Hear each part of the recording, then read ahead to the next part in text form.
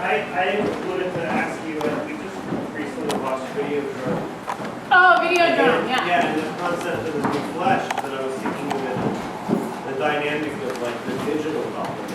Oh, yeah. And how, like, that's a whole thing. Yeah, like you can't go anywhere without Instagramming what we're doing and how you can create a doppelganger of yourself on Facebook. Like you can project this whole entity of what you want to be outside of yourself, and you start generating people seeing you as that. Like you're making a double, yeah. Double of yourself. It's very true. So I think that's like the next evolutionary. Shapeshifting is really easy in cyberspace. You know? So it takes way less because you can just like pop a beep boop pop boop and then you go. So I think shards, like our crystal, like parts of you get stuck on that cyber field. You know? Yeah, that's like true. Tron, it's a lot like that. I mean, that's why I think those sci-fi books were written. I think those people instinctively knew that that's what was going on. And that's why they wrote it. I don't think it's like a joke that Tron came out. Look at what it's saying. You know? Crazy. What else? Yeah. So you're talking about going into the animal, like taking your consciousness and putting it into an animal. Wouldn't it be crowded in there? Would the animal ever say? Okay, so did you see Being John Malkovich? So, you know how at the end, that movie's so good, I should have talked about it earlier. They go into John Malkovich's body. It's totally like what I was talking about. And then at the end, there's like all the old people that want to go in, and it's like crowded, right? And they're like, at first they're like, oh, I don't think we can have more than one person in there. What's that gonna do, you know? And John Cusack is the sorcerer because he figures out how to make John Malkovich do what he wants, right? That's like the witch that goes in and takes you over and makes you do stuff. Or Nagarjuna making the king's body have sex with the wives, right? It's the same thing in Being John Malkovich. So does it get crowded? I don't know. Like, what's the limit of consciousness? How many consciousnesses can you contain in your consciousness? Right? It's infinite in there. It's like a fractal, right? The idea of a containing form. So think about, like, you guys know how, like, there's infinite form within a fractal. You can keep going forever. You guys have seen, like, those computer programs where the fractal starts to go and go and go, and then it keeps going and going and going. You can go forever. You can put as many people into John Malkovich as you want, right? Or he doesn't bite them. Totally. Yeah, you don't want to, like, bust in on someone's head like that. You'll get in trouble when you die. Yeah. I have a weird tale in relation to the werewolf thing. Because I have yeah? a friend who had a really traumatic childhood. And I believe they took on a wolf spirit to protect them. And the conclusion is, I came to that conclusion, is the in-between state, they would do weird things constantly. The in-between state between sleeping and waking, consistently they growl. Huh. They would just start growling? They growl more. And I believe they maybe invoked the spirit just because they were afraid of love, really scared. But also other weird things too, like when we would go hiking, consistently there was the coyotes That's the witching hour, right? I thought that was really, really weird. Huh. So I mean, I would never invoke a wolf spirit because it might stick. Well, that's the thing. Can you control the animal power when you invoke it, or is it going to eat you too? If you invoke a wolf spirit to eat someone that's bugging you, it's going to stop it from eating you when it's done eating them. How are you going to control the power that you invoke? Right? If you don't know it, if it's not instinctual, you better look out. Yeah. My dog has primordial wolf dreams. Oh. And he's just a mutt, but he, in waking life, he never begs or howls, but he sleeps. He just goes, whoo, joking, and he howls. Huh. Like a wolf. And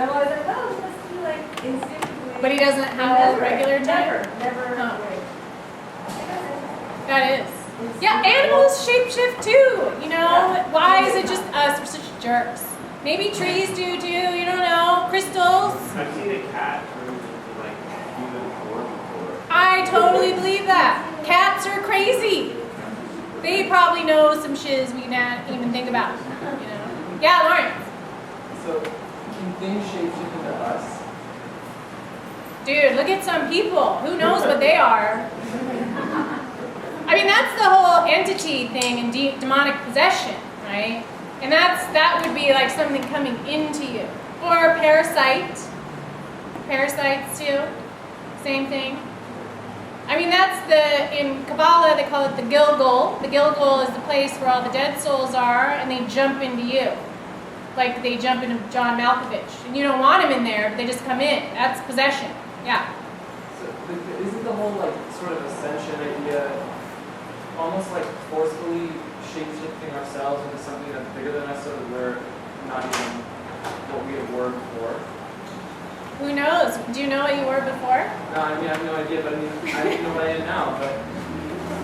Well, I think the ascension thing is, to me, it's going back to the black hole, right? You go back to the source.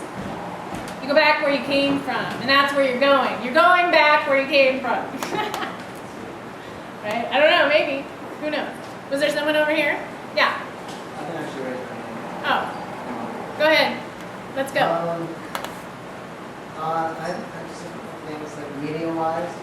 You talked about, there's actually, like India, I don't know if anyone knows this, but there's this cool movie called Singham. And in the beginning of the movie, there's this girl who puts a tiger mask on and runs around, and all the villagers are really scared. And I thought that's the stupidest thing in the world.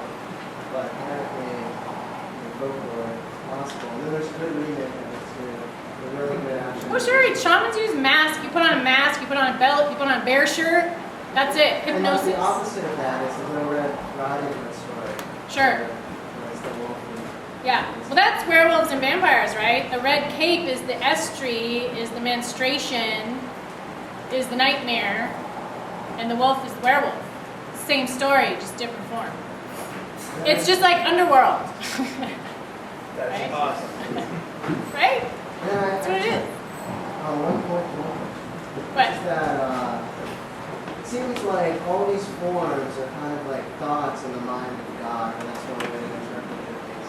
And that when you're talking about animals, it seems exactly like when people talk about invoking gods, or how they Archetype. invoke archetypes or qualities that surround Sure. animal, like bravery for a lion, All frequency. Right? Archetypes are frequencies, just like bacteria are frequencies, just like you are frequency. So it's which frequency am I going to turn on? It's almost Right. like there's all these thoughts in there that go and processes evolve. But then, speaking of processes evolving, sometimes you see like sped up video of plants, you know, and then you realize they're actually moving. So sometimes I think about if you sped up like animal evolution, you know, we have like all the spinal animals, mammalian and all the other animals. So like the question is, if you've ever thought about if there's any science that's like, what is stuff going to be like if you keep, you know, fast forward running on biology? Well, that's like what all those singularity guys talk about, right? They say that we're exponentially speeding up, and that's that whole business that they talk, which I'm like, whatever. I think singularity happens all the time. I don't think it's a single point. That's stupid. There's like all kinds of singularities, and then there's another one that comes after that. It's like a Kali Yuga, you know? There's no one, I don't know, anyway. But, so that concept of everything speeds up and then it becomes this thing that it's supposed to be. Well, I just Right. actually meant not the time is speeding up so much as like. No, if you what- speed up evolution, like biological. Well, not just if you could view it, speed it up. Like what is the, you know, what is like a future animal? Like is there science that talks about that sort of stuff? Or, you know, what like if humans didn't kill everything on the earth, what are the animals? Cockroaches. There's the whole like Duh. you know cyber. It's gonna be bugs. It's totally gonna be bugs. We'll all have to turn on our cockroach power. Yeah. It'll be like, you know, we'll all just grow extra limbs and go buggy. Well, praying mantis evolved out of the cockroach. Yeah, exactly. So that's a bug evolution. Totally. Yeah, that. I was also thinking about regional animal spirits, like people from the south. They have Yeah, there's specific animals for different places. Totally. yeah, like there's the water moccasin, and I was thinking like there's a certain kind of like there's dispositions in people from different regions that I wonder if they emanate from seeing like Right. animals behavior. That's totally true. Or even cities or tribes or groups will have a particular animal that's like their dude, you know. That happens very often. So I was thinking like if you're around, if you're used to the fear of like going into a swamp and being around the water moss and alligator and seeing that fierceness, Right. knowing what that is, I mean that definitely the people know what that is. Totally. And I think that's something in California, considering compared to people from New Orleans, that we don't know what that like swamp aggression is. Yeah, Which I find, I mean, when you're down there, it's like a whole another thing. totally. It's very true. Lazarus. When I was fairly young, I had a chance to study with a Native American woman who was a shape-shifting facilitator. We did a lot of really intensive work. One of the most interesting things that came out of that was the two things. One was when I actually started to have the real experience of shape-shifting into another form, it's terrifying. It's so comprehensive. It's like being thrown off a cliff. You don't think about it anymore. You're utterly so fully inside the experience that it was startling. It wasn't like, doing a process or imagining or doing some kind of incredible meditation. You're suddenly literally riveted into the subject reality. The thing that was interesting is when I started to do this process of being with other animals, I learned that other animals shapeshift. So when I was a wolf chasing a rabbit, I could shapeshift and understand what a rabbit was as the wolf to understand how to capture that rabbit, what it was afraid of, how it Right. runs. So that in a way I hadn't really thought about how animals actually shapeshift when they're catching and chasing and going after each other. So animals like owls are extraordinary shapeshifters. And so that was just an interesting aspect of what it is to be in an animal form and then actually as an animal becoming another animal form to deal with that thing. Yeah, I think then that animals do it with plants too, right? I think there's interchange of consciousness. People think there's only interchange of consciousness with plants and people, like with all the shaman stories you hear. Look at a chimpanzee will know exactly what plant to go eat when it's sick, right? What does a cat do when it wants to puke? It goes and eats grass. How does it know, oh, if I go eat some grass, I'm going to puke? Instinct. Consciousness transference with the plants, right? That's how that goes. How does an elephant know it's going to get drunk if it eats all that fermented apple? Right? Those are some of my favorite stories of the drunk elephants. You guys know those ones? Very good. But yeah, it happens between animals and plants, between animals and rocks, between animals and people. Anyone that has a cat knows that, right? It's not limited. Unlimited. When you think about walking into, a strange bar or something, and you just instantly instinctively pick up the vibe of 20 people in the house. It's really, sadly, easy to do. You know you're walking into trouble or something. Yeah. You smell it, It's true. Anyone else? Yeah. So, should you use your instincts when knowing what animals work with? A lot of times if you let them come out instead of being like, I'm a cougar, I know I'm a cougar, I'm totally a cougar. When actually you're a little, am I a cougar? I don't know why I said that. When actually your little animal inside of you could be like an otter, like, who knows? If you're not paying attention, you could have like a little marmot in there going, excuse me, you're totally not a cougar, you're a marmot. But you won't listen to your instinct because you just want to be that fierce cougar so bad, So yeah, I think that people force and impose stuff all the time. I think spirit animals are no different. So if you instinctually feel an animal, and you see it, or they show up all the time, and you start noticing them, that's a pretty good way. I mean, another good way is pay attention to your dreams. Because that's where, right, that's where Morpheus is. So where's the thing that makes the form is in your dreams. How many of you guys have animals in your dreams ever? Not a lot of people, actually. I dream about animals all the time. So look at what are the animals that come in. Who's showing up? I have great white shark dreams once a week. At least.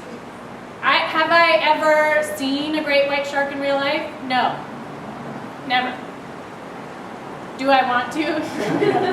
No. And yet, once a week in my dream, there he is. Hi. Scary dream?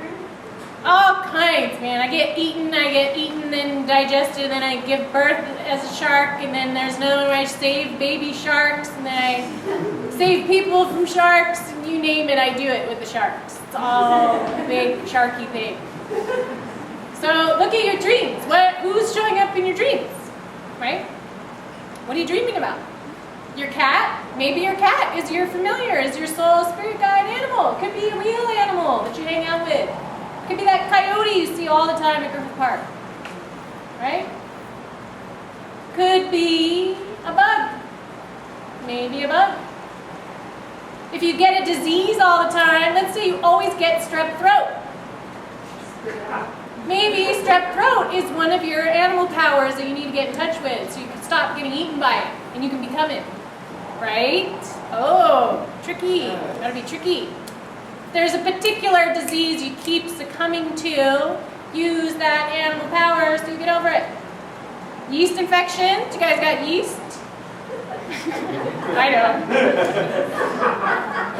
If you do, yeast is an animal. You guys know that? What does it eat? What does it do? How does it live? What eats yeast? Become the wolf chasing the rabbit. Chase your rabbit yeast. This is how my brain goes, okay? Sorry, it's gross, I know. Become the rabbit yeast and you find out how to get rid of the yeast infection. Right? Makes sense. It's math. It's all math. Right? It's easy. Do it. You guys have a homework assignment. I want you to pick an animal power that may be familiar. I want you to think about it and instinctively feel it.